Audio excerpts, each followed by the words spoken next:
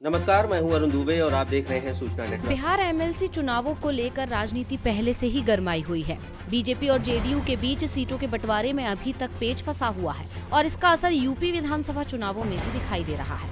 BJP और JDU UP में एक दूसरे के खिलाफ ताल ठोकने को तैयार हो गए हैं। बिहार एनडीए में शामिल विकासशील इंसान पार्टी भी यूपी में बीजेपी के खिलाफ चुनाव लड़ रही है। बीजेपी और वीआईपी की राह तो पहले ही अलग हो गई थी। अब जेडीयू ने भी अकेले ही चुनाव मैदान में उतरने का फैसला कर लिया है। जेडीयू यूपी के प्रभारी केसी त्यागी ने बताया है कि बीजेपी के साथ सीटों पर सम्मानजनक समझौता नहीं होने के कारण जेडीयू ने बीजेपी से अलग चुनाव लड़ने का फैसला लिया है।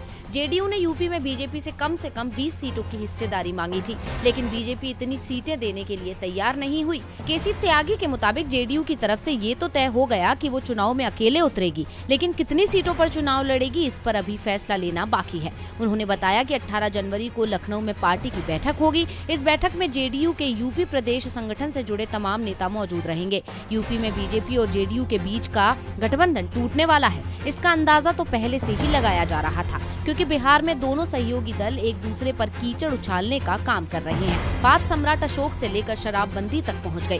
दोनों दल एक दूसरे की खामियां गिना रहे हैं।